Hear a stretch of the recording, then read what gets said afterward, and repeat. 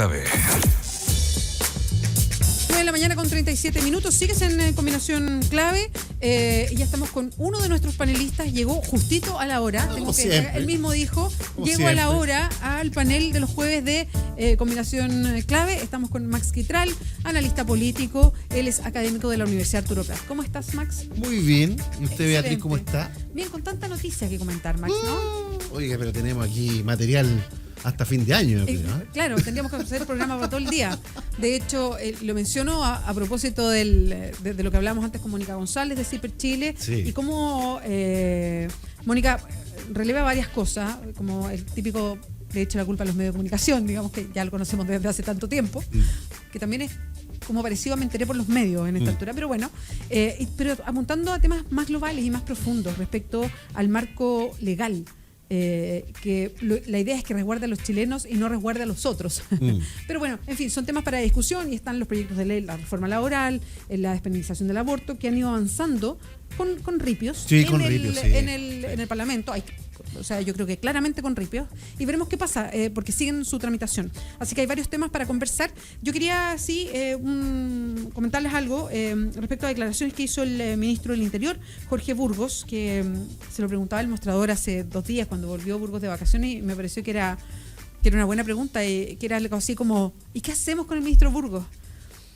Porque de verdad que haciendo un análisis de el grupo de ministros políticos en La Moneda, Burgos está como en una sintonía distinta. O sea, después de todos los roces con la presidenta Bachelet, y pese a que la presidenta Bachelet en una de sus últimas entrevistas dijo que ella tenía una amistad personal con el ministro Burgos, que ahí está a su lado trabajando, varios señalan que no va a seguir en el gabinete, lo más probable, que en algún momento cercano se podría ir si es que hay cambio de gabinete, pero además es una voz siempre disonante respecto al resto del equipo político. Yo no sé, Max, si tú lo analizas igual. O si es una idea mía, porque uno está contaminado con todo lo que ha pasado, entonces cada vez que habla el ministro Burgos yo creo que es disonante. Está en lo correcto.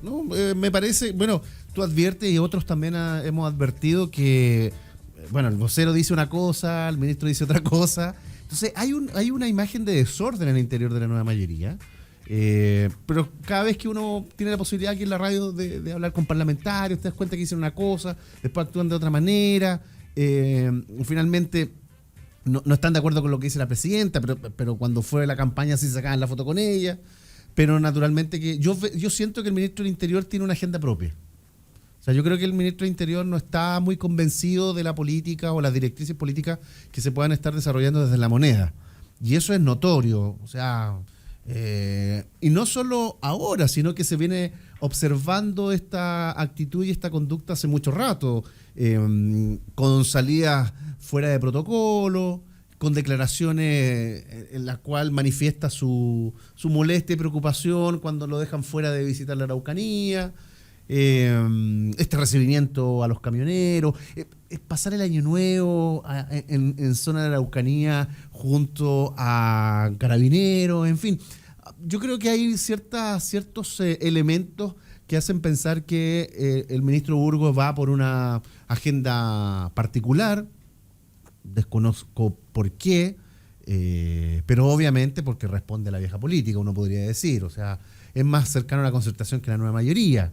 Entonces, yo comparto plenamente lo que tú dices, o sea, no está alineado el discurso y eso es muy notorio y evidente, entonces provoca cierta preocupación y la gente observa y puede decir, bueno, me dicen una cosa un día, al otro día me dicen otra.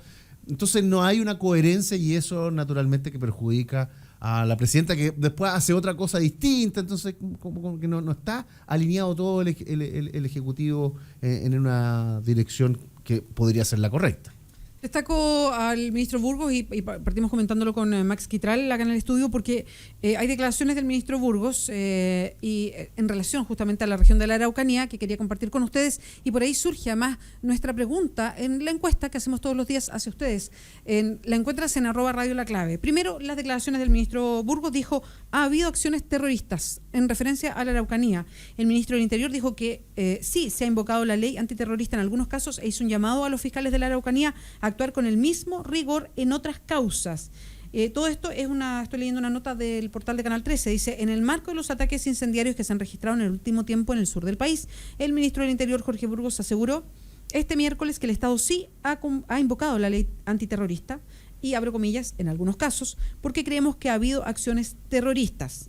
Así lo dice y se destaca lo que señala y cómo apunta el ministro a eso. Desprendiéndose de esas declaraciones que provocan discusión por la mirada que se tiene a la zona y porque efectivamente cuando calificamos, que es un gran tema, cuando calificamos un acto como terrorista, es que desprendemos la siguiente encuesta. La encuentras en @Radio La Clave. La pregunta es, ¿qué situación crees que explica la violencia en la Araucanía y el Biobío?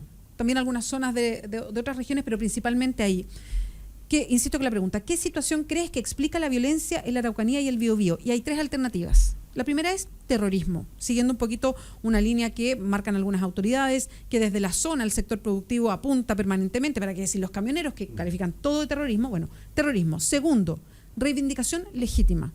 Con reivindicación legítima lo dejamos ahí porque no tiene que ver solamente con tierras, y lo dicen en forma muy certera autoridades de la zona, alcaldes que son mapuche, comunidades. Cuando se habla de reivindicación mapuche tiene que ver con muchas cosas, no es solamente tierras, y es por eso que ahí hay un tema, es mucho más político que la entrega de tierra. Sí. Tiene que ver con acceso al agua, que es un tema muy importante por la industria forestal que se ha chupado todas las napas subterráneas. Entonces, sin agua, o sea, imposible poder responder a lo que los mapuches para ellos es principal en su tipo de vida, que es la conexión con la tierra. Entonces, no solamente tierra, tiene que ver con el acceso al agua, tiene que ver con autodeterminación, con tomar decisiones que tienen que ver con ellos, qué tipo de educación, la lengua que puedan ocupar, dónde ocuparla, y también esta cosmovisión, qué hacer con su tierra. Si no la quieren producir de extremo a extremo, como un agricultor que pueda querer legítimamente hacer un negocio con sus tierras, sino que tener otra visión, bueno, esa es su visión.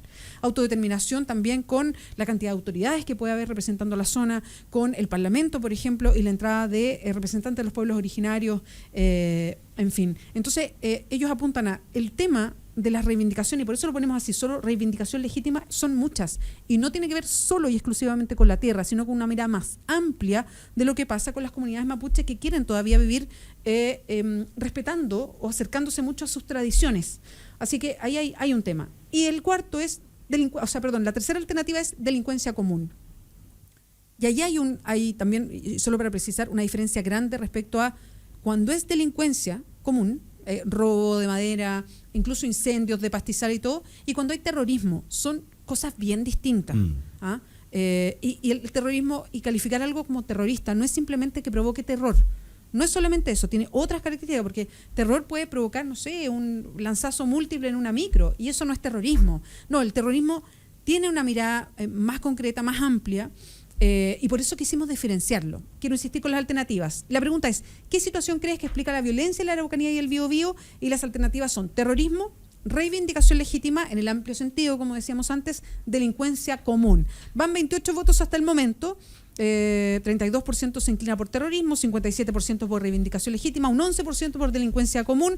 Dejo ahí la encuesta en @Radio La Clave.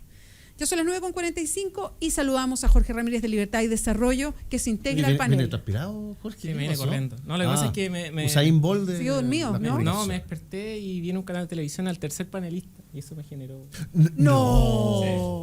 Pero viene, me dicen, se venía de... ¿Dónde estaba ese panelista? ¿En qué canal? Me quedé pegado y no me sentí tan bien, en verdad, de despertar, y la primera y la imagen de Mauricio Daza en pantalla fue un poco fuerte. ¿Y de qué estás hablando ahora, Daza? Porque todas las semanas tiene un tema. Me dice que es maratón de entrevistas en la mañana. Maratón Daza. Ya estuvo pasando por todos los canales. Le vamos a preguntar a Mauricio, ¿pero de qué estaba? ¿De qué tema? De Longueira, SQM. Por el tema de por ciudadano inteligente, sí. ¿O no? Ya, perfecto. ¿Ellos se querellaron contra Longueira también? ¿Ahora? Sí, ¿O no? que sí. Es que antes creo que no. Porque todas las semanas Daza tiene una querella. Claro, el abogado de las cosas ahora populares. se la querellan en contra tuya por injuria y calumnia. Por faltas a la honra, decir que lo miraste en la mañana. Oye, yo quería hacer un alcance con lo que planteabas tú, Bea, sobre el tema de la Araucanía. A mí, por mis vacaciones, me quedé un día en Temuco y uno pasa por la carretera y me topé como con 3 zorrillos. Perdona, aclare zorrillo, porque alguien puede pensar que efectivamente es con el animal. Me imagino que es con el mecanismo de represión que tira el gas lacrimógeno. Carabineros, que es uno un poquito más chiquitito, que corto. lanza el gas para reprimir cualquier tipo de manifestación. Entonces, a mí me pareció invasivo, lo digo derechamente. Entonces nos instalamos en Temuco y el sobrevuelo de helicópteros ahí era una cuestión permanente.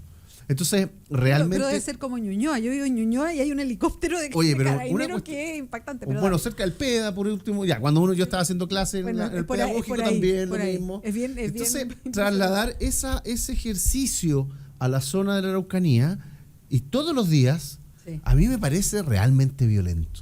Entonces, yo no comprendo a la autoridad que solo busca justificar el actuar de Carabineros de manera violenta y no se enfoca a analizar y solucionar el tema mapuche, que ni siquiera es un conflicto, con argumentación política.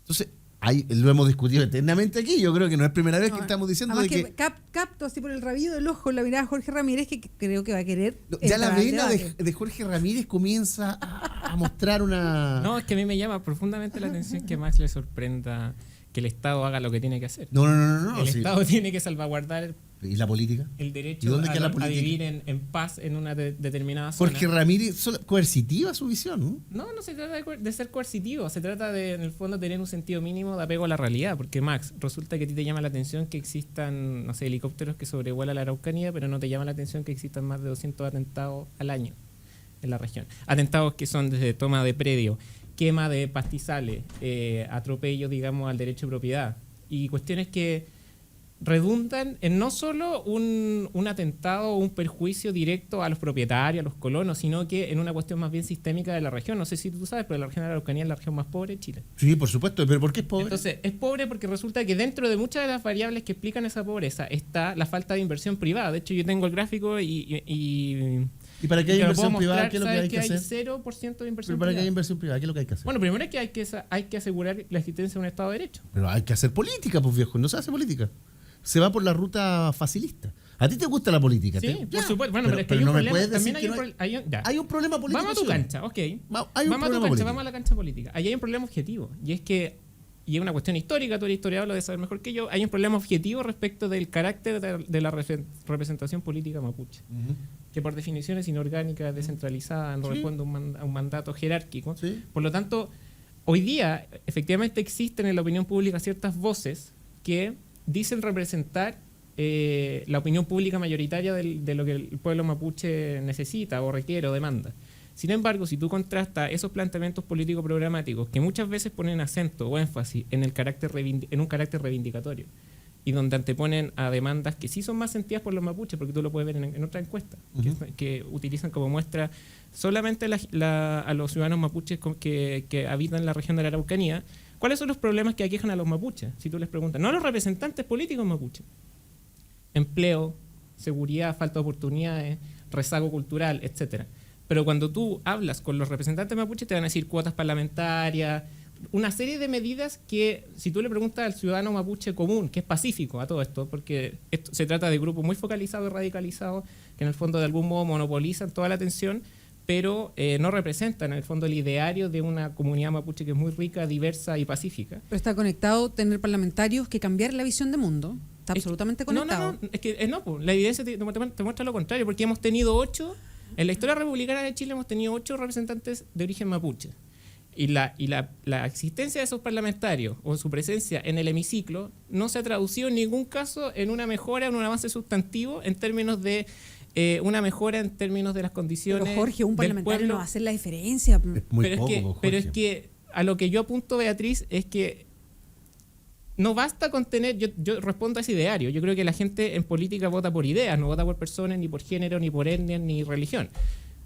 No, por tener parlamentarios mapuches no necesariamente implica el hecho de que el día de mañana tú vas a avanzar en la agenda indígena. No, estoy totalmente de acuerdo. Porque es un poco falaz. Yo y es medio efectista. Estoy de acuerdo. ¿Sabes lo que pasa? Que lo comentaba acá antes y seguía mucho lo que decías tú, porque el otro día escuchaba una entrevista al alcalde que es mapuche, al alcalde de Tiruá, que es esta comuna que queda en el límite con la 9ª de la región del Biobío. La zona roja. Que es una zona donde pasan muchas cosas, donde hay comunidades además bien empoderadas y que además, la verdad es que si uno mira el mapa, debería ser de la región de la Araucanía, pero quedó por esta división extraña en la del Biobío. Pero me refiero a la comuna de Tiruá.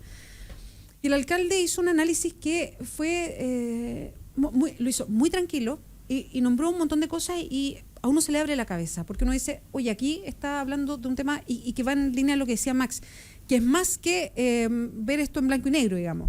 Yo estoy de acuerdo que si hay incendio de camiones permanentemente de fondo, uno no puede vivir así. O sea, no podemos vivir todo el rato con atentados, balaceras, perdigones, para un lado y para otro, ¿ah?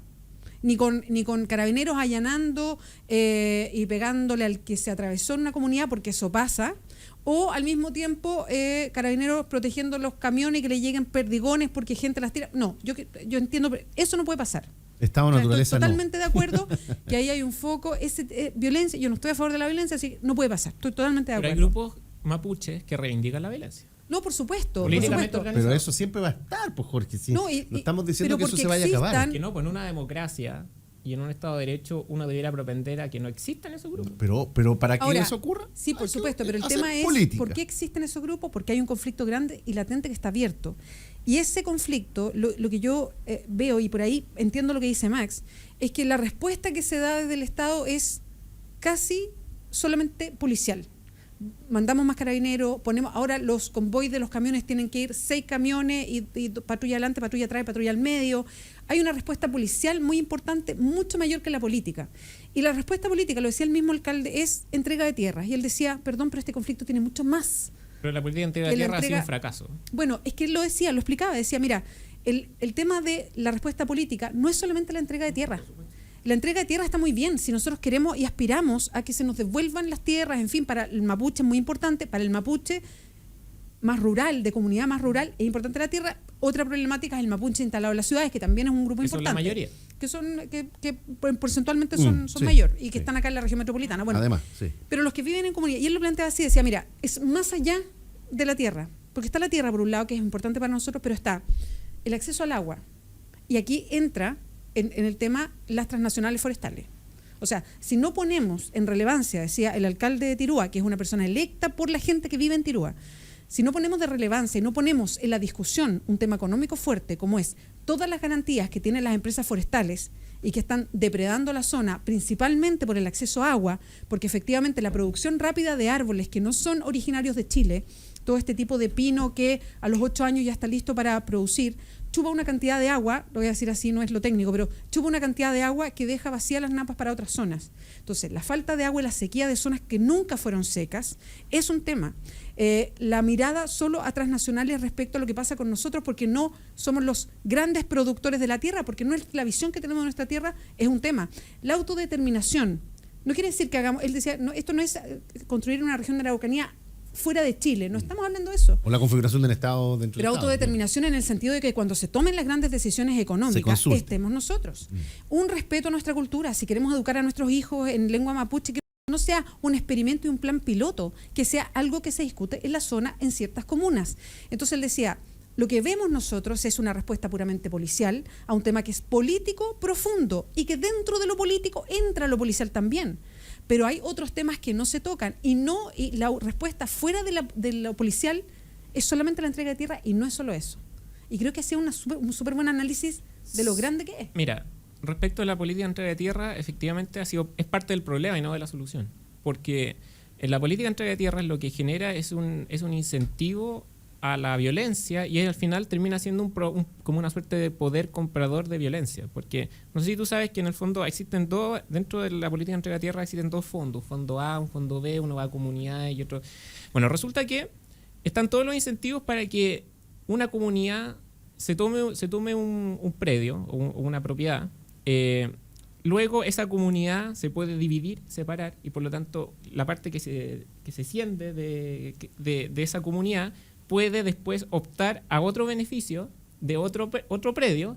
Y en el fondo, si tú georreferencias, que nosotros hemos hecho el estudio, ¿cuál es el carácter de la demanda en términos territoriales? No tiene límite en la práctica. Porque cada vez hay comunidades que se toman más y más predios.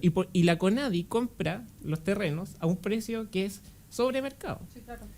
Por lo tanto, la gente muchas veces vende sus tierras a la CONADI, pero esa cuestión no tiene ningún límite. Es como, volviendo al tema de Bolivia, es como un derecho expectaticio, que en el fondo nunca sabemos dónde va a acabar. Y por eso el conflicto, mientras persista este instrumento de política pública, la política entrega tierra, o no existe una solución definitiva, que es lo que debiera. Todos los países que han resuelto estos temas de conflicto con su pueblo originario, Nueva Zelanda, Australia, Canadá, han tenido instancias de solución definitiva, que es decir, ok, si es que hay una reivindicación legítima que sea sustentada en hechos objetivos y hay comisiones independientes, autónomas, que así lo resuelven, establece una solución definitiva para en el fondo no seguir siendo prisioneros del pasado. No, totalmente. Y en el fondo generar las condiciones para el restablecimiento pero ha ido de las mano para el Estado de Derecho y la paz social. Pero ha ido de la mano con la entrega o si tú quieres, el restarse como Estado un poder importante.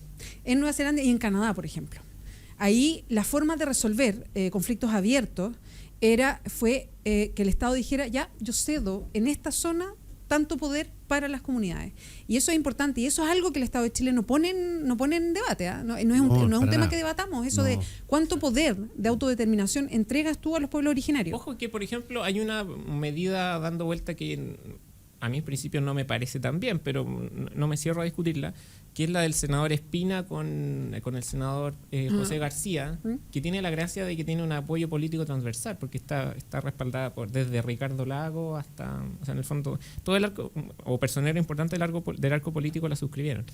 Y ahí se señala que debiera existir algún tipo de beneficio para las comunidades indígenas si es que, por ejemplo, una multinacional se instala en determinada zona, ¿ya? Una suerte de impuesto como al patrimonio cultural o por el hecho de instalarse en un territorio que es ancestral. Yo creo que esas medidas están puestas sobre la agenda, pero efectivamente hay que separar agua, o sea, hay que ir al tema de fondo, pero tampoco hay que desconocer la situación dramática en la cual están viviendo muchas familias de la Araucanía que ven este conflicto muy a la lejanía, pero que lamentablemente las consecuencias de la azotan día a día. Pero no, o sea, esa propuesta que mencionas tú, una propuesta muy en la lógica del mercado, pues. Entonces ahí nuevamente se produce el choque de cosmovisiones, porque y además es una propuesta bastante impositiva, lo que debería ocurrir ahí. No, o sea, de partida que acá no hay nada, ojo, acá se habla, hay que ser, lógica impositiva. No, es que hay que ser certero. A ver. Siempre Chile suscribió el convenio 169 de la OIT. Ya, pero de ahí a que lo respete otra cosa. No, amigo. tú sabes que cualquier medida de política pública que involucre directamente a las comunidades indígenas tienen que ser sometidas a la consulta. Sí. Pero no se cumple. De hecho, hay varios casos abiertos de denuncia al no cumplimiento del convenio 69 de la OIT. Acuérdate que me parece que fue la OEA, los derechos humanos, la Corte Interamericana de Derechos Humanos, que falló a favor de las comunidades mapuches en una demanda internacional, porque el Estado chileno viola permanentemente y no respeta el acuerdo que tú precisamente estás comentando, que yo estoy de acuerdo en eso, pero no se cumple porque no hay política, pues, Jorge, ese es el punto. Si probablemente nosotros, en la medida que apliquemos política en lo que está ocurriendo en la Araucanía, vamos a encontrar puntos de acuerdo, de entendimiento y de solución. ¿Pero a ti te parece que el control del orden público no es parte de la política? No, sí estoy de acuerdo, pero no es lo único. Pero por supuesto, si no estamos de acuerdo. A ver, si fuera de ahora, hace 1 año, 2 años, probablemente te encontrarías razón, pero esto lleva hace mucho rato. Entonces, ya la política represora, la política policial, el Estado policial ha fracasado y va a seguir fracasando en la medida que su prioridad sea reprimir y no buscar solución política. A ver, ¿cómo te haces cargo tú de la existencia de grupos terroristas o que reivindican el uso de la violencia política en la Araucanía? No, pero en la medida que la inteligencia policial. No, que es un tema súper complejo. Sí. Pero perdón, hoy día con la tecnología tienes GPS, referenciadores. O sea, cuando el otro día el general, que a mí me sorprendió harto sus declaraciones, digamos, porque él decía, oiga, ni Estados Unidos pudo tener el y el sobrevuelo en helicóptero no podría ser parte de la inteligencia.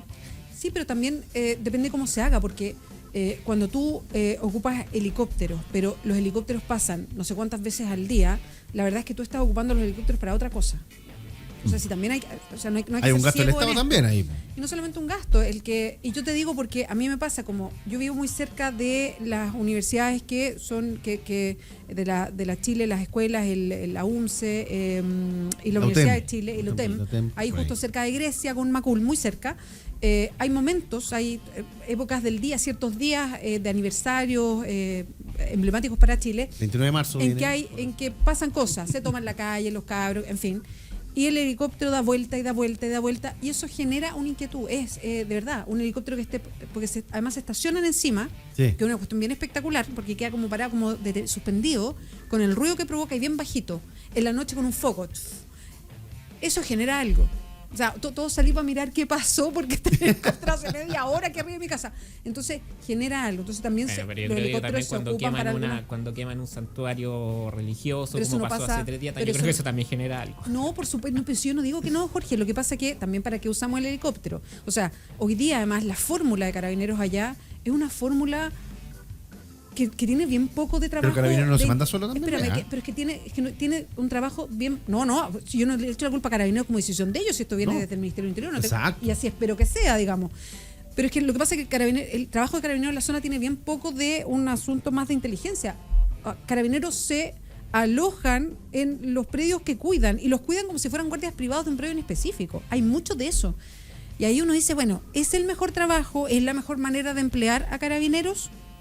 Entonces, yo ahí cuestiono. Yo creo que es que efectivamente, insisto, nadie está a favor de las quemas. No, absolutamente. Ahí hay un delito, hay que perseguirlo. Pero tiene que haber inteligencia policial. Oye, pero pero hay otra dimensión que una tuitera nos dice: no debería instalarse nada en tierras ancestrales. Hay que tener mucho ojo con una visión esencialista y una casi como de la cultura mapuche como una cultura de museo, como que en ese caso los mapuches no tuvieran derecho a tener emprendimiento económico, si no pudieran desarrollar una actividad económica distinta de el cultivo de la tierra, porque yo creo que ese también es parte del problema, es una visión súper paternalista que ha asumido el Estado chileno para con los mapuches, es decir, bueno, mi único instrumento para que los mapuches para solucionar problemas, y yo entrego tierra, pero sabes que cuando entregan tierra no entregan ningún tipo, por ejemplo, de capacitación para que los mapuches puedan hacer algo con las tierras, y que es lo que termina pasando muchas veces, y más encima no las pueden ni vender. O sea, el tema es que ellos también sean parte importante en las decisiones, y yo creo que eso es vital. La consulta si es tiene que así estar o si no es siempre. ahí, que la decisión vaya de ahí. Yo creo que es un tema muy importante. Chiquillos, tenemos que hacer una pausa. Yo son las 10:04, hace rato que nos pusieron la cortina porque no nos callábamos. Llegó el hombre del momento. Y llegó el hombre del momento. The Big Man. Estuvo en uno y otro canal de televisión. Mauricio Daza está al otro lado del Más vidrio, canoso está lo al otro- veo a Jorge Daza. Ramírez dice que prendió la tele en la mañana y está Hace Mauricio mucho tiempo Daza. que no vivía un momento tan desagradable en la mañana. Hace mucho tiempo que no Jorge vivía un Ramírez momento se tan desagradable. levantó, abrió los ojos, prendió la tele y estaba Estaba Mauricio acostumbrado Daza. a ver a las buenas mozas Llegó traumado, dijo. lectoras de Daza. noticias y amanecí con Daza, o sea, una cosa. Oiga, es fuerte. 10 Despertó con Daza, dijo. 10:04, ya Jorge Ramírez estará aclarando sus dichos. Hacemos una pausa, vuelves a Combinación Clave.